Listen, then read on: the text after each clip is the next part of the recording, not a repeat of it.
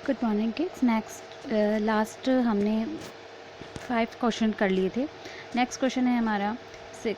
लेकिन औरत जात पर सींग चलाना मना है, यह भूल जाते हो। हीरा के इस कथन के माध्यम से स्त्री के प्रति प्रेमचंद के दृष्टिकोण को स्पष्ट कीजिए। एक्चुअली इसमें लेखक ने ये बताया है कि हमारा समाज पुरुष प्रधान समाज है, इसलिए पुरुष महिलाओं पर अत्याचार करते ही रहे हैं।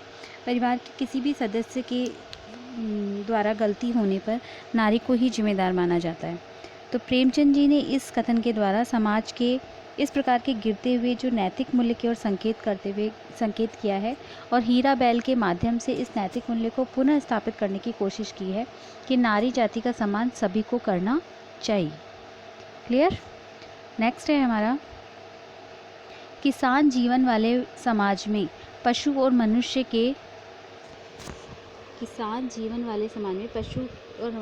के आपसी संबंधों को कहानी में किस तरह व्यक्त किया गया है। किसान के जीवन में पशुओं का महत्व होता है, ये आप सभी जानते हैं। ये उसके दाहिने हाथ होते हैं। खेती के लिए बैल बहुत प्रमुख आधार स्तंभ होते हैं। बैल नहीं हो तो छोटे किसानों की तो खेती ही ना हो। अतः किसानों को बैलों के साथ हमदर्दी और स्नेह का व्यवहार करना चाहिए। जूरी अपने बैलों से बहुत अधिक प्यार करता था, तो बैल भी उसके लिए जान देने को तैयार थे। लेकिन वे बार बार यहाँ तक कि वे बार बार अपने को कैद से मुक्त करा के उसके पास पहुँच जाते थे। गया ने हीरा और मोती के साथ दुर्व्यवहार किया। वे भी हमेशा क्रूर और अत्याचारी गया के प्रति विद्रोह प्रकट करते रहे। इससे पता चलता है कि पशुओं को भी प्यार की भाषा समझ में आती है। क्लियर। इतना तो हो ही गया कि 9-10 प्राणियों की जान बच गई। वे सब तो आशीर्वाद देंगी। इस कथन के आलोक में विशेषताएं बताइए। मोती ने ये कथन कहा था। कभी कभी मोती अत्याचार के प्रति विद्रोही हो जाता था।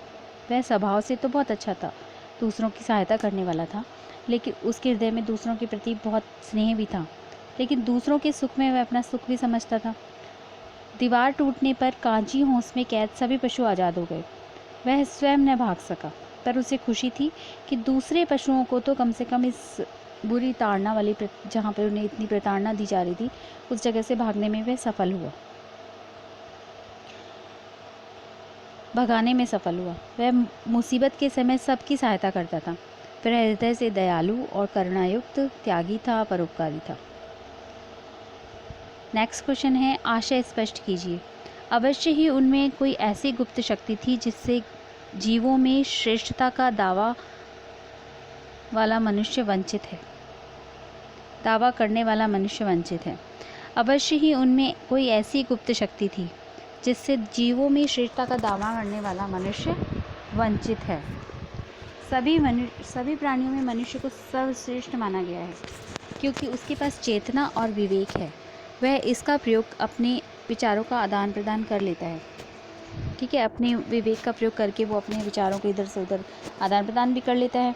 परंतु इस कहानी में बताया कि जानवरों के पास एक ऐसी गुप्त शक्ति होती है जिससे वे दूसरों के मनोभावों को भली भांति समझ लेते हैं।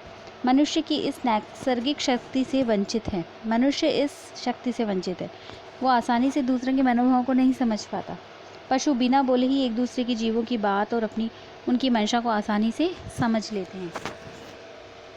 सेकंड है इसी में, उस एक रोटी से उसकी भूख तो क्या शांत होगी, पर दोनों के हृदय को मानो भोजन मिल गया हो। ये उस एक रोटी की बात कर रहे हैं जहाँ गया के घर में जब उन्हें पूरा भोजन नहीं मिलता था, तो उस भैरों की लड़की को हीरा मोती जो लड़की थी, उनको हीरा मोती के साथ बहुत सहानुभूति थी। वह उनका पूरा ध्यान रखती थी। गया उनसे ज़बरदस्ती काम लेता, उनको खाने के लिए सूखा चारा देता, लेकिन स्वाभिमानी हीरा और मोती क्या थे, उसके खाते नहीं थे भी, सूखा चारा नहीं खाना हमें।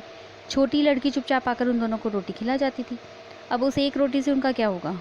उस एक रोटी से उसकी भूख तो नहीं मिटती थी, पर उनका मन संतुष्ट हो जाता था। वह लड़की उन बैलों से बहुत प्यार करती थी। उसके हृदय में अपने प्रति प्यार देखकर बैलों को संतुष्टि मिलती और उनका मन तृप्त हो जाता। यानी कि पेट तो नहीं भरता, लेकिन उनका मन खुश हो जाता था। नेक्स्ट है, गया ने हीरा मोती को दोनों बार सूखा भूसा खाने के लिए दिया, क्योंकि अब इसमें से क्या है, गया पराये बैलों पर अधिक खर्च नहीं करना चाहता था।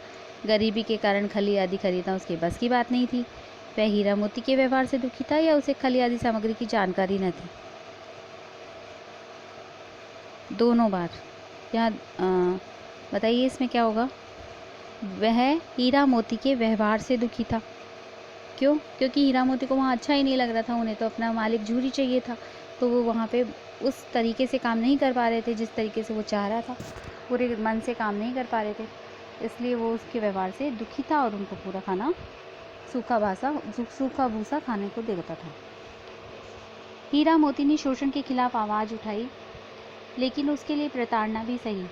हीरा मोती की इस प्रतिक्रिया को तर्क सहित अपने विचारों में प्रकट कीजिए। बच्चों में अपने आप को अपने शब्दों में लिखना है। मैं थोड़ा सा हिंट दे सकती हूँ आपको, फिर उसे आपको अपनी लैंग्वेज में इसको अपने शब्दों में इसको लिखना है। हीरा और मोती ने जब भी शोषण के खिलाफ आवाज़ उठाई, उन्हें प्रताड़ना मिली। पहली बार गया के घर से वापस आने पर झूरी की पत्नी ने उन्हें सूखा भूसा दिया था, क्योंकि झूरी को भी गुस्सा आया था कि उसके भाई के यहाँ से ये लोग भाग कर आ गए। दूसरी बार जब झूरी का साला जाकर उन्हें गाड़ी से जोतकर वापस ले आया और मोटी सी रस्सी से बांध दिया था, आया था हमारे चैप्टर में कि आदमी जब दोबारा वो लेकर आया उनको, तो उसने बहुत मोटी रस्सी से उनको बांधा, खाने के लिए भी वही सूखा भूसा दिया।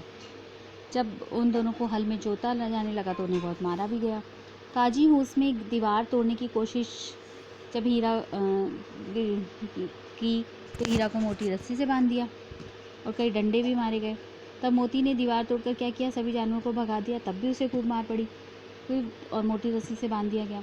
और इस तरह से, लेकिन फिर भी बार बार शोषण के खिलाफ वो आवाज़ उठाते रहे और हर समय क्या होला, उन्हें दंड ही मिला। लेकिन वास्तव में अगर समझा जाए तो लेखक यहाँ ये कहना चाहता है कि वास्तव में यही वास्तविक दुनिया है, यही सच है दुनिया का। और क्योंकि अत्याचार के खिलाफ जो आवाज़ उठाते हैं, तो अत्याचारी जो लोग होते हैं वो हमेशा उनको प्रताड़ित ही करते हैं, कभी भी उनका साथ नहीं देंगे वो, या उनमें कोई चेंज बदलाव नहीं आता, उल्टा अत्याचार अपने बढ़ाते ही जाते हैं। ऐसी अन्यायी जो उनकी व्यवस्था होती है और रीतियाँ होती हैं, उनको बदलना अनिवार्य है। इसीलिए कहा जाता है, इसीलिए इसमें ये सही कहा है इसमें कि हीरा मोती शोषण के खिलाफ आवाज़ उठाई, लेकिन उन्हें उसके लिए प्रताड़ना भी मिली और उन्होंने उसको सहा भी बार बार, लेकिन उन्होंने उसके खिलाफ आवाज़ उठाई। अब इसे अपने लैंग्वेज में आप किस तरह से लिखते हैं देखते हैं। नेक्स्ट, क्या आपको लगता है कि ये कहानी आज़ादी की लड़ाई की ओर संकेत करती है? आपको जब शुरू में ये चैप्टर पढ़ाया गया था तो बताया गया था कि इस कथा को लिखने का उद्देश्य लेखक का ये था, इनडायरेक्टली वो क्या करना चाह रहे थे, आज़ादी की लड़ाई की तरफ उनका संकेत था कि लोग किस तरह से उस वक्त लड़ाई करते थे और अंग्रेज़ किस तरह से हमें प्रताड़ित करते थे। तो ये कहानी आज़ादी के संग्राम की प्रतीक ही लगती है। उस समय हमारे देश पर अंग्रेज़ों का शासन था और लेखक ने इस कथा के माध्यम से ये बताया कि इस कथा के माध्यम से वो एक्चुअली क्या करना चाहते थे कि भारतीयों को आज़ादी की लड़ाई के लिए प्रेरित करना चाहते थे। आज़ादी के लिए ये भी उन्होंने बताया कि आज़ादी के लिए बार बार प्रयास करना पड़ता है, जैसा कि हीरा मोती ने किया, और उन अत्याचारियों का विरोध भी सहना पड़ता है जैसा उन्होंने सहा, और लेकिन फिर भी इन सबको सहकर ही हमें आज़ादी मिलती है। कभी भी हमें अत्याचारियों के सामने अपना सिर नहीं झुकाना चाहिए।